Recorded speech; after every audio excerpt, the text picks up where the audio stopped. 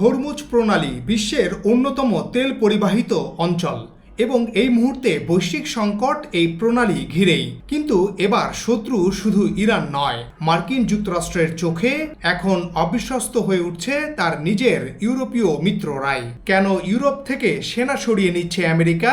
তবে কি ভাঙ্গনের মুখে ন্যাটো? চলুন বিশ্লেষণ করা যাক। সাথে আছি আমি মাহমুদ শাওন। হরমুজ প্রণালী সংকটের কেন্দ্রবিন্দু। বিশ্ব রাজনীতিতে কিছু জায়গা আছে যেগুলোকে শুধু ভৌগোলিক অবস্থান দিয়ে তার গুরুত্ব অনুধাবন করা যায় না, কারণ এই জায়গাগুলো আসলে শক্তির প্রবাহ, অর্থনীতির নিয়ন্ত্রক এবং সামরিক কৌশলের কেন্দ্রবিন্দু। হরমুজ প্রণালী ঠিক সেখানেই অবস্থান করছে। পারস্য উপসাগর ও আরব সাগরের মাঝখানে অবস্থিত এই সরু জলপথ দিয়ে প্রতিদিন বিশ্বের বিপুল পরিমাণ জ্বালানি, বিশেষ করে তেল পরিবাহিত হয়। ফলে এই প্রণালীর নিরাপত্তা মানে শুধু মধ্যপ্রাচ্যের স্থিতিশীলতা নয়, বরং বৈশ্বিক অর্থনীতিরও স্থিতিশীলতা। সাম্প্রতিক সময়ের উত্তেজনা এই জলপথকে ঘিরেই নতুন করে দানা বেঁধেছে। ইরানকে কেন্দ্র করে যুক্তরাষ্ট্র যে সামরিক চাপ বাড়িয়েছে তার পেছনে অন্যতম কারণ হরমুজ প্রণালী সচল রাখা ও প্রতিপক্ষকে নিয়ন্ত্রণ করা। কিন্তু সমস্যা হচ্ছে যুক্তরাষ্ট্রের এই উদ্যোগে তার ইউরোপীয় মিত্ররা পাশে নেই। ফলে যে সংকটটি এতদিন মধ্যপ্রাচ্য কেন্দ্রিক ছিল, এখন তা ধীরে ধীরে পশ্চিমা জোটের অভ্যন্তরীণ দ্বন্দ্বে রূপ নিতে শুরু করেছে, যার লক্ষণ পরিষ্কার হয়ে উঠেছে সম্প্রতি যুক্তরাষ্ট্রের নেয়া কিছু পদক্ষেপ ও পরিকল্পনায়। দেখা যাচ্ছে শুধু ইরান বনাম যুক্তরাষ্ট্র নয়, বরং যুক্তরাষ্ট্র বনাম তার নিজের মিত্রদের মধ্যকার বিশ্বাসের সংকট সামনে চলে আসছে। আর এখান থেকে শুরু হচ্ছে এক নতুন ভূ রাজনৈতিক বাস্তবতা। যুক্তরাষ্ট্রের পদক্ষেপ সামরিক নাকি রাজনৈতিক বার্তা? সম্প্রতি যুক্তরাষ্ট্রের প্রেসিডেন্ট ডোনাল্ড ট্রাম্প ইউরোপ থেকে মার্কিন সেনা প্রত্যাহারের ইঙ্গিত দিয়ে আলোচনায় নতুন মাত্রা যোগ করেছেন। জার্মানি থেকে কয়েক হাজার মার্কিন সেনা সরানোর পরিকল্পনার পাশাপাশি স্পেন ও ইতালি থেকেও সেনা প্রত্যাহারের হুমকি দিয়েছেন। প্রথম দৃষ্টিতে এটি একটি সামরিক পুনর্বিন্যাস বলে মনে হলেও গভীরে গেলে বোঝা যায় এটি একটি শক্তিশালী রাজনৈতিক বার্তা। বর্তমানে ইউরোপে প্রায় ৬৮,০০০ মার্কিন সেনা মোতায়েন রয়েছে, যার বেশিরভাগ অবস্থান করছে জার্মানিতে। এছাড়া ইতালিতে প্রায় ১৩,০০০ এবং স্পেনে প্রায় ৩৮০০ সেনা রয়েছে। ইউরোপের দেশগুলোতে মার্কিন সেনার উপস্থিতি শুধু সামরিক শক্তির প্রদর্শন ধরলে ভুল হবে, বরং এটি যুক্তরাষ্ট্রের দীর্ঘদিনের নিরাপত্তা প্রতিশ্রুতির প্রতীক। কিন্তু যখন এই সেনা প্রত্যাহারের কথা বলা হয়, তখন সেটি শুধু একটি সংখ্যা কমানোর বিষয় নয়, এটি একটি জটিল বার্তা। যুক্তরাষ্ট্রের প্রয়োজনে বা কৌশলগত উদ্যোগে ইউরোপীয় মিত্রদের পাশে না পাওয়ায় যুক্তরাষ্ট্র, বিশেষ করে ট্রাম্প প্রশাসন ভাবছে ইউরোপের প্রতি যুক্তরাষ্ট্রের নিরাপত্তা প্রতিশ্রুতিও পুনর্বিবেচনা করার এটাই সময়।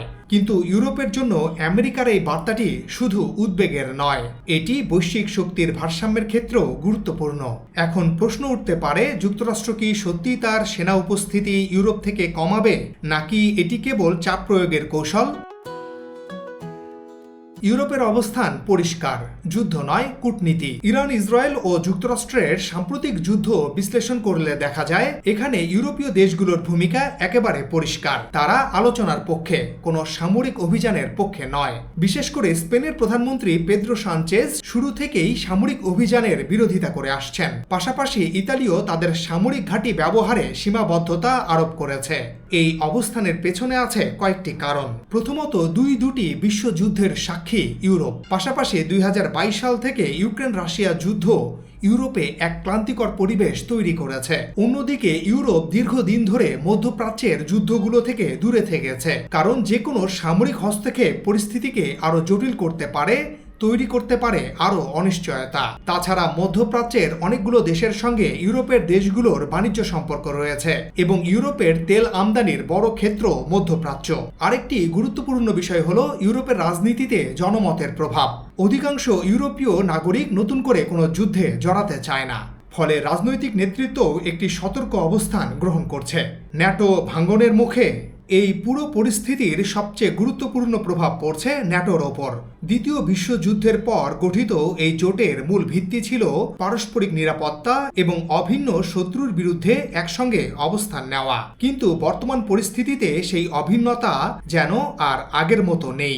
যুক্তরাষ্ট্র যেখানে সামরিক পদক্ষেপে আগ্রহী, ইউরোপ সেখানে কূটনীতিতে বিশ্বাসী। এই পার্থক্যই এখন জোটের মধ্যে আস্থার সংকট তৈরি করেছে। যদিও ন্যাটো আনুষ্ঠানিকভাবে ভেঙে পড়ার মতো অবস্থায় নেই, কিন্তু এর কার্যকারিতা নিয়ে প্রশ্ন উঠেছে। যদি এই মত পার্থক্য দীর্ঘস্থায়ী হয় তবে কয়েকটি কারণ ঘটতে পারে। প্রথমত, ন্যাটোতে যুক্তরাষ্ট্রের প্রভাব কমতে পারে। দ্বিতীয়ত, ইউরোপ নিজেদের আলাদা নিরাপত্তা কাঠামো তৈরি করতে পারে। তৃতীয়ত, রাশিয়া বা অন্য কোনো শক্তি তাদের প্রভাব বাড়াতে পারে। এখানে একটি গুরুত্বপূর্ণ বিষয় হলো যে কোনো জোট রাতারাতি ভেঙে পড়ে না, কিন্তু এর ভিত্তি দুর্বল হয়ে যায়। ন্যাটোর বর্তমান পরিস্থিতি সেই প্রক্রিয়ার সূচনা কিনা সেটাই এখন বড় প্রশ্ন। যদি যুক্তরাষ্ট্র সত্যি ইউরোপ থেকে তার সামরিক উপস্থিতি কমিয়ে দেয় তাহলে এর প্রভাব হবে বহুমাত্রিক। প্রথমত, ইউরোপে একটি নিরাপত্তা শূন্যতা তৈরি হতে পারে, যা পূরণ করতে একটি আলাদা নিরাপত্তা কাঠামো গড়ে তুলতে পারে। দ্বিতীয়ত, মধ্যপ্রাচ্যে যুক্তরাষ্ট্রের দ্রুত প্রতিক্রিয়া দেখানোর ক্ষমতা কমে যেতে পারে। সবচেয়ে বড় প্রশ্ন, এই পরিস্থিতি কি নতুন বিশ্ব ব্যবস্থার ইঙ্গিত দিচ্ছে, যেখানে পুরনো জোট দুর্বল হয়ে নতুন শক্তির ভারসাম্য তৈরি হবে? বর্তমান বাস্তবতায় একটা বিষয় পরিষ্কার, আন্তর্জাতিক সম্পর্ক শুধু শক্তির খেলা নয়, এটি বিশ্বাস, কৌশল এবং জটিল স্বার্থের সমীকরণ। আর সেই সমীকরণ যখন বদলে যায় তখন বদলে যায় দীর্ঘদিনের মিত্র, বদলে যায় বিশ্বের গতিপথ। আজ এ পর্যন্তই, আবারও দেখা হবে নতুন কোনো বিশ্লেষণে। সাবস্ক্রাইব করে আমাদের সাথে থাকুন।